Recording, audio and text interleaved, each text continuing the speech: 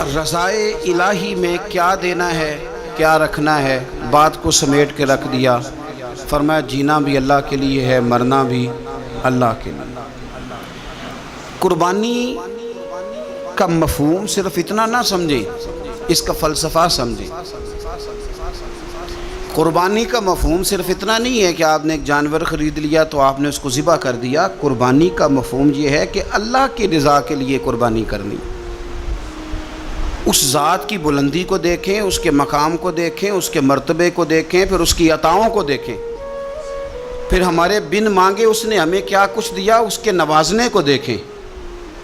میرا جو دوست مجھے زیادہ پیارا ہوتا ہے، اس کے گھر میں میں سادے شاپر میں سوٹ نہیں لے کے جاتا، میں اس کو منگاتا ہوں، گفٹ پیک میں بند کرتا ہوں، ساتھ ایک مٹھائی کا ڈبہ رکھتا ہوں، اس کو اچھے انداز میں لے کر کے جاتا ہوں چونکہ مجھے پیارا ہے اور اب اس کی ادب آداب کا خیال کرتا ہوں۔ تو آپ اس بات کو اچھے طریقے سے سمجھ لیں کہ قربانی کا مفہوم جانور کو ذبح کر دینا نہیں، قربانی کا مفہوم تو رب کی رضا کو پانے کا نام ہے، اللہ کی رضا کو پانا ہے۔ وہ کتنا اعلیٰ ہے، تو جب اس کی بارگاہ میں تحفہ بھیجنا ہے تو پھر آپ نے جانور کو پیش نظر نہیں رکھنا، پھر تو آپ نے اس مالک کو پیش نظر رکھنا ہے کہ جس کے شایان شان ہم کچھ پیش کرنے کی صلاحیت اور قابلیت نہیں رکھتے۔ تو اللہ کی ذات کے شایان شان دیکھیں نا، قرآن مجید نے ایک سوچ ہمارے ذہنوں میں پیدا کی۔ فرمایا اگر تم چاہتے ہو نا کہ تمہیں بھلائی ملے اور تم درجہ ابرار میں داخل ہو جاؤ، ان الابرار لفی نعیم، وہ ابرار جنہیں اللہ جنت میں داخل کرے گا، تم بر تک پہنچ جاؤ، تو پھر فرمایا لن تنالوا البر حتی تنفقوا مما تحبون۔ فرمایا تم ہرگز بھلائی کو نہیں پہنچ سکتے جب تک اپنی پیاری چیز راہ خدا میں خرچ نہ کرو۔ مما تحبون یعنی وہ شے جس سے تمہیں پہلے پیار ہو جائے، جس سے پہلے تمہیں محبت ہو جائے، جو تمہاری پیاری ہو، وہ تم راہ خدا میں۔ آپ اس مفہوم کو اچھے طریقے سے ذہن میں ہم لوگ کیا کرتے ہیں، ایک جانور لینا ہے، بس ٹھیک ہے جی مناسب مل گیا تھا ذبح کر دیا۔ آپ اس کیفیت کو تو سمجھیں کہ یہ تحفہ کسی معمولی آدمی کو نہیں دینا، یہ رب کریم کی بارگاہ میں پیش کرنا۔ آپ ناراض نہ ہوں تو ہم تو معاذ اللہ قربانی کے موقع پر بھی جوے کا انتظار کرتے ہیں۔ آخری دن دیکھوں گا جوا چڑھ گیا دب گیا، اگر تو جانور بڑا نیچے گر گیا تو موج بن گئی۔ مثلا کیا ہو جائے گا، 20,000 سستا ہو جائے گا کیا؟ تو آپ کا یہ نفع نہیں کہ اللہ کی رضا کے لیے 20,000 اور زیادہ لگ جائے اللہ کے راستے میں۔ وہ جو سٹیٹس تھا نا رب کی رضا کے لیے دینے کا، اپنی پیاری چیز مما تحبون، اور اس کے تحت ہمارے مفسرین نے لکھا اس سے مراد صرف مال دینا نہیں کہ کوئی بندہ سمجھے صرف مال دوں گا تو نیکی تک پہنچ جاؤں گا۔ وہ کہتے ہیں اگر تجھے برادری پیاری ہے تو برادری قربان کر مصطفیٰ کے نام پر، اگر تجھے عہدہ پیارا ہے تو اپنا عہدہ قربان کر نبی پاک کے نام پر، اگر تجھے علاقہ پیارا ہے تو ہجرت کر رسول اللہ کے نام پر، اور اگر تجھے اپنی ذات پیاری ہے، اگر تجھے اپنا آپ پیارا ہے تو جان پاویں نہ جان میرے محبوبہ، میں تے لگیاں توڑ نبھیساں، راہ تیرے وچ رول کے مرساں، تے قدم نہ پچھا ہٹیساں، سجنا جان امانت تیری، تو جدو منگ سے میں پیش کرے سا، جان امانت تیری جدو منگ سے میں پیش۔ ہمارا جو معیار بنے نا اللہ کے راستے میں دینے کا، وہ بڑا کمزور ہے، اس میں لطف نہیں، اس میں ذائقہ۔ حضرت عبداللہ ابن عمر، یہ سادی باتیں ہیں پر اس کے کبھی حسن کو سمجھیں۔ شکر کھانا انہیں پسند تھا، کس میں ہوتی ہے نا، کچھ لوگوں کو گوشت پسند ہوتا ہے، تو کچھ بچے ایسے ہیں کہ وہ گوشت پک جائے تو وہ گھر سے نکل جاتے ہیں اس دن۔ حضرت کو شکر بڑی پسند تھی تو شکر کی بوریاں منگاتے تھے اور وہ منگا کے اللہ کے راستے میں خیرات کرتے تھے۔ آپ کے صاحبزادے کہتے ہیں حضور آپ پیسے دے دیں، کسی بندے کو کوئی ضرورت ہوگی تو وہ وہاں وہ لگا لے گا، تو آپ فرمانے لگے اللہ کہتا ہے پیاری چیز خرچ کرو، تو مجھے یہ پیاری ہے تو میں یہ نہ خرچ کروں۔ جو چیز آپ کی محبوب ہے، جو آپ کو جان سے عزیز ہے، جس سے آپ کو دلچسپی ہے، وہ جب آپ اللہ کے راستے میں دیتے ہیں تو پھر آپ یؤمنون بالغیب کی ایک بڑی خوبصورت تفسیر بن جاتے کہ آپ نے تحفہ سجا کے، سوار کے، نکھار کے، خوشبو لگا کے، اچھی پیکنگ میں آپ نے اپنے مالک کے حضور پیش کیا. لیکن اگر آپ کہیں کہ اوہو خرچے بڑے زیادہ تھے، پہلے ہی حالات پہلے ہی بڑے خراب تھے، اب قربانی بھی سر پہ آ گئی ہے، معاذ اللہ، تو آپ نے نا وہ مزہ خراب کر دیا، وہ ذائقہ نہیں ٹھیک رہا. وہ تو سودا ہی بڑا قیمتی ہے. وہ کہتا تو ایک دیتا جا 70 لیتا جا، اور نفع ہی نفع، نقصان والا کھاتا ہی کوئی نہیں. تو قربانی کا ماحول سمجھے، مزاج سمجھے، پیاری چیز. وہ کو 10 دن آپ کے پاس رہے، اس سے آپ کو دلچسپی ہو جائے، کبھی آپ اسے دیکھنے جائیں، کبھی گھاس ڈالنے جائیں، کبھی اس کی پشت پہ ہاتھ پھیریں. یار نبی پاک کا قربانی کے ساتھ جو ذوق ہے اس کو ملاحظہ تو کریں. کبھی نہیں کہا سیدہ فاطمہ سے کہ اپنے کمرے سے باہر آ، کبھی نہیں کہا، کبھی نہیں کہا حضور نے. اور پھر میں غریبوں سے بھی کہتا ہوں کہ نبی پاک پر کبھی زکوٰۃ فرض نہیں ہوئی، اتنا مال ہی نہیں تھا کہ زکوٰۃ فرض ہو، کبھی زکوٰۃ فرض نہیں ہوئی. لیکن قربانی حضور ایک نہیں دیتے تھے، 2 دیتے تھے. اور ایک اونٹ میں 7 حصے ہوتے ہیں، 7. لیکن جب حضور حج کرنے گئے تھے تو میرے نبی پاک نے 63 اونٹ ذبح فرمائے. ذرا 7 سے ضرب دیکھ کے تو دیکھو کتنے بنتے ہیں. ہم سارا سال امیر ہوتے ہیں، عین قربانی کے دنوں میں غریب ہو جاتے ہیں.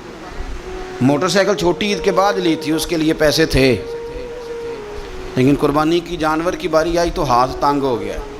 پتہ نہیں وہ کیسے تانگ ہو گیا، اللہ ہی بہتر جانتا ہے. اپنے ماحول کے اندر وہ خاص ایک خوشبو پیدا کریں جو رضا الہی کا. حضور نے کبھی نہیں سیدہ پاک سے فرمایا کہ باہر آؤ.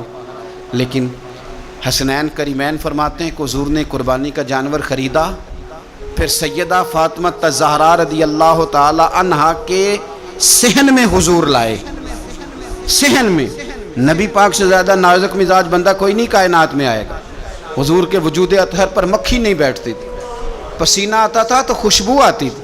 لیکن حضور قربانی کا جانور دست مبارک سے ذبح فرماتے اور کہا فاطمہ ادھر آ بیٹے. سیدہ کمرے سے باہر آئیں تو فرمایا یہاں کھڑی ہو، میں تیرے سامنے تیری قربانی کا جانور ذبح کرنے لگا.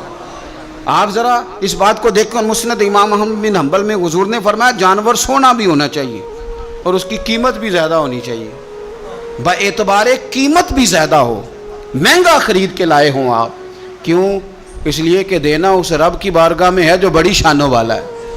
تو ہم نا آہستہ آہستہ ان چیزوں سے پیچھے ہٹتے جا رہے ہیں جو چیزیں ہمیں اللہ کے قریب کرتی ہیں. ہو جاتا ہے کچھ چیزوں سے پیار ہونا چاہیے، لیکن جب اس چیز سے بڑھ کر رب سے پیار ہو، اس کے محبوب سے پیار ہو، تو پھر وہ چیزیں کوئی اہمیت نہیں رکھتی. حضرت حارثہ بن نعمان رضی اللہ تعالیٰ عنہ کہتے ہیں میں نے چھوٹی سی ایک گھوڑی لے کے پالی، پیار بھی بڑا ہو گیا، وہ بڑی بھی ہو گئی، خوبصورت بھی بڑی تھی، اور کبھی کبھی میرے بچے مذاق بھی کرتے، کہتے ابا سچ بتا ہم سے زیادہ پیار ہے کہ اس گھوڑی سے زیادہ پیار ہے؟ کیونکہ گھر آتے ہی آپ پوچھتے ہیں چارہ ڈالا ہے کہ نہیں، پانی پلایا ہے کہ نہیں، تو پیار اس سے زیادہ کہ ہم سے. تو حضرت حارثہ بن نعمان فرماتے تم نے جتنی باتیں کرنی ہیں کرو، اور مجھے پیار ہے تو میں کیا کر سکتا ہوں. بڑی خدمت کرتے، پیار کرتے. آیت نازل ہو گئی لن تنالوا البر حتی تنفقوا مما تحبون. غریب آدمی، ماڑا بندہ، گھوڑی کی لگام پکڑی اور مدینے والے رسول کی بارگاہ میں پہنچ گئے.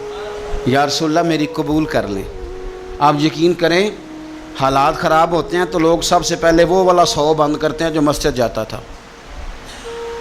سب سے پہلے لوگوں نے وہ رستے کاٹے، وہ کنیکشن کاٹے جو اللہ کے رستے میں جاتے تھے. کیا کرتے ہو صاحب، یہ تو اصل ہے، باقی تو ساری فروعات ہیں، باقی تو ساری شاخیں ہیں. تو آپ نے جاڑی کاٹ دی جہاں سے آ رہا تھا. اپنی ساری ضروریات لوگ پوری کریں گے اور 1.5 لاکھ تنخواہ میں سے پورا 2000 مسجد دے کے کہیں گے دیا تو ہے 2000. لیتے وقت کبھی نہیں حساب کریں گے کہ اللہ سے لیا کتنا ہے، دیتے وقت گنیں گے، شمار کریں گے. تو بھائی حضرت سیدہ اسماء بنت ابی بکر صدیق کہتی ہے میں ایک دن گن کے نا حضور کی بارگاہ میں کچھ پیسے، تو عورتوں کی طبیعت ہوتی ہے وہ گنتی بھول بھی جاتی ہیں اور کئی دفعہ احتیاطاً بھی 3-4 دفعہ گن لیتی ہیں. کہتی میں نے 2-3 دفعہ پیسے گن کے حضور کو دیے تو سرکار مسکرائے، فرمانے لگے اسماء رب کے رستے میں گن گن کے نہ دیا کر. یہ بخاری ہے، گن گن کے نہ دے. یا رسول اللہ کیا کروں؟ فرمایا تو اس کے رستے میں بے حساب دے، وہ بھی تجھے بے حساب ہی عطا فرمائے.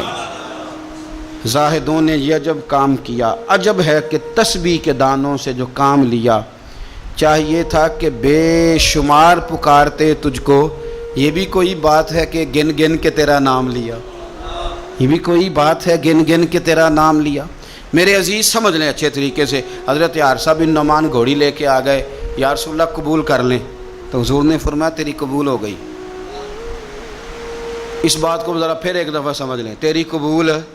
حضور کو پتہ ہے نا اس کا پیار بڑا ہے، حضور کو پتہ ہے اس نے پالی ہے، پر لے آئے تو فرمایا تیری قبول رکھ لی، چونکہ آپ کی جو روحانی ترقی ہے وہ بغیر اس کے ممکن نہیں۔ حضور نے وہ رکھ لی گھوڑی۔ جناب حارثہ بن نعمان خوشی خوشی گھر چلے گئے، ان کے بیٹے زید بن حارثہ آئے، تو نبی پاک نے فرمایا یہ بھی اللہ کے راستے میں مجھے تحفہ ملا ہے، اب میں تجھے تحفہ دے رہا ہوں۔ حضرت زید بن حارثہ نے گھوڑی لی، دوبارہ گھر گئے تو والد کہنے لگے یہ کیوں لے آئے ہو؟ یہ تو میں دے آیا تھا۔ تو وہ بھی صحابی تھے نا، کہنے لگے آپ نے مصطفیٰ کو تحفہ دیا تھا، مصطفیٰ کریم نے مجھے دے دیا۔ تو حضرت حارثہ بن نعمان رو پڑے، فرمایا دیکھو میرے کریم کا کرم، قبول بھی کر لیا ہے اور یہ بھی انہوں نے ثابت کر دیا ہے کہ رہے بھی تیری آنکھوں کے سامنے۔ تو اپنا وہ جو خاص ذوق ہے اللہ کی راہ میں کچھ دینے کا، جانور کو قربان کرنے کا، احسار کرنے کا، قربانی دینے، اس ذوق کو کبھی بجھنے نہ دیں۔ دیکھیں نا نبی پاک صلی اللہ علیہ وسلم نے نا حد بیان کر دی، اور میرا خیال ہے یہ حدیث سمجھنے کے بعد بھی اگر سخاوت کا ذوق پیدا نہ ہو تو پھر بندے کو نا سرجری کرانی چاہیے دل کی، پھر اس کو سرجری کی ضرورت ہے۔ نبی پاک صلی اللہ علیہ وسلم نے فرمایا اللہ کے راستے میں خیرات کر کے جہنم سے بچ جاؤ، اللہ کے راستے میں خیرات کر کے جہنم سے بچ جاؤ، اللہ کے راستے میں دے کے جہنم سے بچ جاؤ۔ اگر کچھ نہ ہو سکے تو کھجور کا ایک ٹکڑا ہی اللہ کے راستے میں خیرات کر دیا کرو۔ اگر یہاں بھی ذوق، یعنی کھجور بھی پوری نہیں، کھجور کا ایک ٹکڑا، ساری زندگی یہی رونا رونا ہے ہم نے کہ غریب بڑے ہیں، بڑے حالات خراب ہے، ماڑے بڑے ہیں، پوری نہیں پڑتی، اس سے آگے بھی جانا ہے کہ ادھر ہی رہنا ہے؟ دیکھو یاد رکھو، اچھے طریقے سے سمجھ لو کہ فرمایا صدقہ دے، چاہے کھجور کا ایک ٹکڑا ہی دے، ایک ٹکڑا کھجور کا۔ اب سمجھ لیں بات کو، ہمارا جو معیار اب خرچ کرنے کا ہے نا، وہ تو ہم نے امیر لوگوں کے ذمہ لگا دیا ہے، اور امیر بیچارہ بھی وہ کئی دفعہ الجھ جاتا ہے، وہ کہتا ہے جناب کس کس کو دیں، مسجد کو، مدرسے کو، گلی بنانے والوں کو، قبرستان بنانے والوں کو، غریبوں کو، بیواؤں کو، سب کو پتہ چل گیا محلے میں فلانا بندہ امیر ہے، تو ہر ایک کی توجہ اسی کی جانب ہے۔ اور میں نے تو اپنی زندگی میں یہ بھی دیکھا ہے کہ امیر کے پاس پیسے آ جائیں تو لوگ اس طرح شکوہ کرتے ہیں کہ دیتا نہیں، جیسے اس کے نہیں اس بیچارے کے پیسے ہیں۔ اس کے بہن بھائی کہہ رہے ہوتے ہیں دیکھو جی خود کروڑوں کی جائیداد خرید لی، ہمیں 5,000 نہیں دیا۔ بھئی خدا کے بندے پیسے اس کے دے چاہے نہ دے۔ تو جب ہم سارے مل کے سخاوت کریں گے، جب امت ساری یہ شعور پیدا کرے گی، بیدار کرے گی اپنے دل میں باتیں کہ میں نے اللہ کے راستے میں کچھ دینا ہے، تو پھر تھوڑا تھوڑا کر کے، میں اکثر کہتا ہوں کہ ایک پوری یونیورسٹی قائم کر دینا بھی بڑا کمال ہے کہ میں نے اپنے شہر کے اندر ضلع میں ایک یونیورسٹی قائم کر دی، ایک انسٹیٹیوٹ بنا دینا بھی بڑا کمال ہے، اور ایک مدرسہ قائم کر دینا قرآن و سنت کا بہت بڑا کمال ہے۔ لیکن ہم یہ سارا کچھ نہیں کر سکتے۔ ایک غریب بچے کا خرچہ تو اٹھا سکتے ہیں کہ نہیں؟ اگر آپ نے ایک غریب بچہ باشعور کر دیا، تعلیم یافتہ ہو گیا، تو آپ نے یونیورسٹی کا کام ہی کیا ہے۔ لیکن ہم اس طرف بھی آنے کو تیار نہیں ہوتے۔ اپنی قربانی کے لحاظ سے ماحول کو سخاوت کا رنگ دیں، ماحول کو ذوق کا رنگ دیں۔ ہمارے ہاں لوگ پوچھنے لگ جاتے ہیں کہ قربانی کا سارا گوشت گھر میں رکھنا جائز ہے؟ بالکل جائز ہے۔ سارا گوشت کیا، پورا اونٹ آپ گھر میں کھا لیں، شریعت آپ کو منع نہیں کرتی، لیکن کس نے کان میں بتایا تھا کہ قربانی کے بعد گوشت ملنا ہی نہیں؟ آپ یقین کریں، پوچھیں الیکٹریشین لوگ جو یہ کام کرتے ہیں، مکینک لوگ، ان سے پوچھیں، وہ کہتے ہیں سب سے زیادہ فریزر کا کام آنے لگ گیا ہے، لوگ فریجیں ٹھیک کرا رہے ہیں اس لیے کہ گوشت سٹاک کرنا ہے، پتہ نہیں اس کے بعد کوئی بکرا ہاتھ آئے کہ نہ آئے، آخری سمجھ کے کھانا ہے۔ ایسا نہ کرو۔ اگر سارا گھر میں رکھنے کا مفتی صاحب سے فتویٰ پوچھ لیتے ہو تو کیا کسی مفتی نے یہ فتویٰ نہیں دیا کہ سارا بانٹ دینا بھی جائز ہے؟ یہ بھی فتویٰ پوچھو کسی سے، قربانی ساری رکھنی بھی جائز ہے اور ساری بانٹ دینی بھی، ایک لقمہ بھی نہ کھائیں، ساری بانٹ دیں، آپ بانٹتے رہیں، رب کریم آپ کو اور دینے کا ارادہ فرماتا رہے گا۔ تو اپنے ہاں یہ ذوق، اللہ کے راستے میں خیرات کرنے کا شوق، وہ خاص توانائی، وہ خاص اور پیاری چیز حضرت انس بن مالک رضی اللہ تعالیٰ عنہ فرماتے ہیں میں بڑا فرما بردار تھا اپنی ماں کا. اماں چولہے میں آگ جلانے لگتی تو حضرت انس بن مالک عرض کرتے اماں جی آگ تو مجھے بھی جلانی آتی ہے, روٹیاں نہیں پکانی آتی, تو میں آگ جلا دیتا ہوں, اب روٹیاں پکا دیں. بچے سارے ہی اچھے ہوتے ہیں پر کچھ کی ادائیں بڑی نرالی ہوتی, وہ فرما بردار ہوتے ہیں, ان سے پیار ہو جاتا ہے. حضرت انس بن مالک کہتے ہیں میری اماں بڑا پیار کرتی تھی. میری عمر 10 سال ہو گئی اور مدینہ بھی سارا نور سے بھر گیا. مدینے والے رسول ہجرت کر کے تشریف لے آئے. اب یہ لاڈلے بیٹے ہیں, ماں کے لاڈلے بیٹے. اللہ اکبر. ماں نے کیا کیا, حضرت انس بن مالک کا بازو تھاما, مدرسے میں نہیں لے کے گئیں, یونیورسٹی میں نہیں لے کے گئیں, کالج میں نہیں لے کے گئیں, جہاں سے سارے علم جنم لیتے ہیں نا, جہاں سے ساری یونیورسٹیاں بنتی ہیں, اس محبوب کی بارگاہ میں بیٹا پیش کر دیا. دل پہ ہاتھ رکھ کے بتاؤ, میں نے کہہ دیا آپ نے سن لیا. عشق ہو جائے ہمیں مرشد سے, عشق ہو جائے ہمیں استاد سے. لوگ بچہ پڑھنے کے لیے تو ان کے ادارے میں بھیج دیتے ہیں. کبھی آپ نے سنا ہو کہ کوئی بچہ اس لیے بھیج دے کہ یہ آپ کے گھر کے کام کاج کرے گا؟ یہ بڑا مشکل کام ہے. انسان کو اولاد کمزور کر دیتی ہے, بندہ اولاد کے حق میں بزدل ہو جاتا ہے. وہ نہیں تسلیم کرتا کہ میرا بچہ اس طرح نوکری کرے, لیکن یہ شان ہے ان کے غلاموں کی. حضرت انس بن مالک کا بازو تھام کے ماں نے کہا, اور ماں نے کہا مستقبل کی کوئی فکر نہیں, لا کے حضور کی بارگاہ میں پیش کیا. عرض کرنے لگی یا رسول اللہ صلی اللہ علیہ وسلم, انس نہ آپ کے گھر کے کام کاج کیا کرے گا.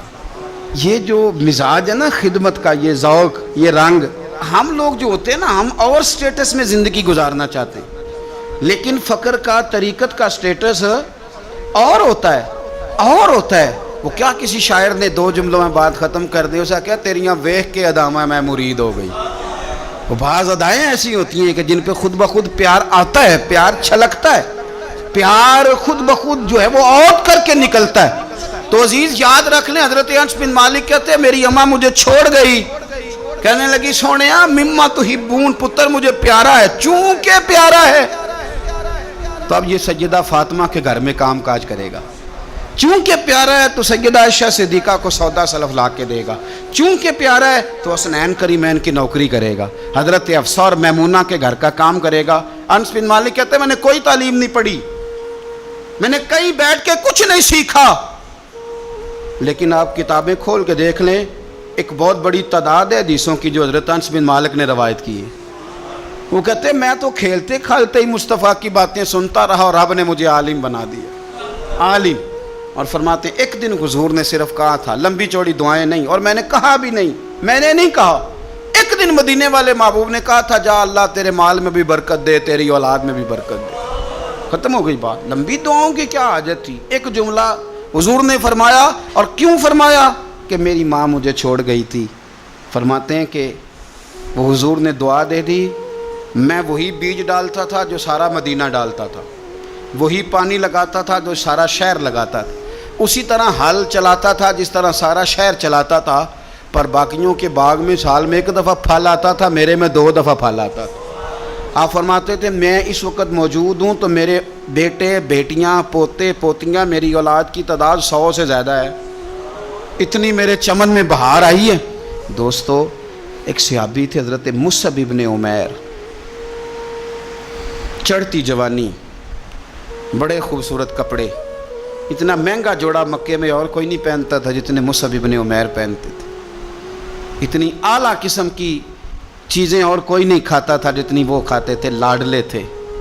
کلمہ پڑھنے آئے دار ارقم میں, تو نبی پاک نے فرمایا تو ناز و نام میں پلا ہے, اس رستے کا مسافر کیسے بنے گا؟ یہاں تو ٹھوکریں ہیں, یہاں تو مار کھانی پڑتی ہے, تو کیسے بنے گا؟ عرض کی یا رسول اللہ آپ کلمہ تو پڑھائیں. پھر اس بندے نے پھٹے پرانے کپڑے بھی پہنے. پھر مولا علی شیر خدا کہتے ہیں میں نے اس نوجوان کو دیکھا کہ ایک پیر میں جوتا ہوتا تھا, دوسرے میں نہیں ہوتا. او جیم جان دا کچھ وسا نہیں ہو, اے جان یار نو دے تے شاد ہو جا, اس سے دل دے ہیں فساد سارے, دل دلبر نو دے تے آزاد ہو جا, جیو رکھے آباد تے رو وس دا, تے جدوں کرے برباد برباد ہو جا. آپ فرماتے ہیں پھر وہ دن رات کوئی فرق نہیں, غلامی کی, ماں نے قید کر دیا، باپ نے قید کیا، مار کھائی، پہلے حبشہ گئے ہجرت کر کے، وہ بچہ جو کسی کو خاطر میں نہیں لاتا تھا، یہ وہ مصعب ابن عمیر ہیں، اپنی جان پسند تھی تو حضور کے حوالے کر دی۔ مدینے میں نبی پاک نے انہیں اپنے سے پہلے مبلغ بنا کے بھیجا، ہر سردار کی منتیں کی، ہر سردار کی منتیں کی، کلمہ پڑھ لو۔ وہ چڑھتی جوانی، بڑا بادشاہ آدمی، لوگ اپنا رویہ توڑنا نہیں چاہتے۔ جو بندہ زندہ ہوتا ہے اس میں لچک ہوتی ہے، جو پورا اکڑ جائے سمجھو مردہ ہے، اور جو آدمی لچک والا ہو وہ تو بڑے کام کر لیتا ہے، اور اگر اکڑ جائے تو پیروں میں بھی شے آ جائے تو پکڑ سکتا، یہ سمجھ لینا۔ بہت سارے لوگوں کو زندگی میں کچھ نہیں ملا، اس لیے کہ وہ اندر لچک ہی کوئی نہیں تھی، تکبر کے بت بنا کے پوجتے رہے ساری زندگی، تو ملے گا کیا؟ مصعب ابن عمیر کہتے ہیں ہر چیز قربان کر دی حضور کے نام پہ، احد کے میدان میں شہید ہوئے۔ اس نے ہر مہینے نیا جوڑا پہنا، اعلیٰ کھانے کھائے۔ اس بندے کو جب کفن دیا جا رہا تھا تو کپڑا پورا نہیں تھا، سر ڈھانپتے تھے تو پیر ننگے، پیر ڈھانپتے تھے تو سر ننگا، تینوں لب دیں آپ گواچے، پورے وجود کے لیے کپڑا موجود نہیں تھا۔ حضور نے فرمایا سر ڈھانپ دو اور پیروں پہ گھاس ڈال دو۔ بات بیت گئی، وہ جب انہوں نے کلمہ پڑھا تھا اس کو 20 سال ہو گئے، وہ مکے میں دار ارقم میں کلمہ پڑھا تو یہاں ان کی لاش مبارک پر کھڑے ہو کے میرے نبی پاک نے ساری تاریخ دہرائی، فرمایا یہ وہ نوجوان تھا جو ناز و نام میں پلا تھا، نے بڑے اعلیٰ کھانے کھائے، اعلیٰ کپڑے پہنے، کہ آج اس کا حال یہ ہے کہ اس کے بدن پر کپڑا موجود نہیں۔ فرمایا اس طرح کرو ذرا، ساری تاریخ حضور نے بیان کی، لوگوں کو بتلایا، جو نئے آنے والے تھے ان کو بتایا۔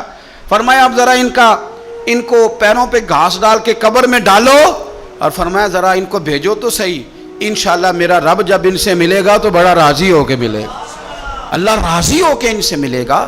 تو اپنی جو پیاری چیز ہے نا یہ چھوڑ دیں، زندگی میں سارا کچھ سنبھال کے رکھنا۔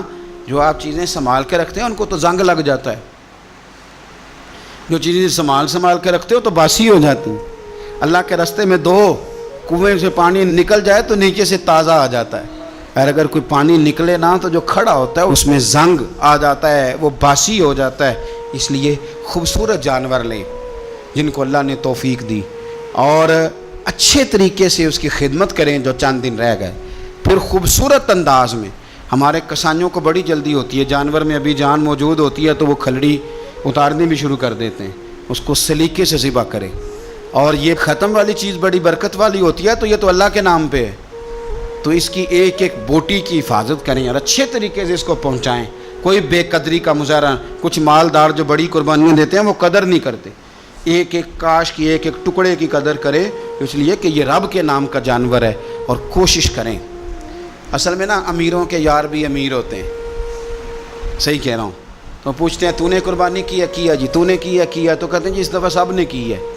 تو تھوڑا سا نا اپنے یاروں سے نکل کے، اپنے قریبیوں سے نکل کے دیکھیں، بہت سارے ہیں جنہوں نے نہیں کی۔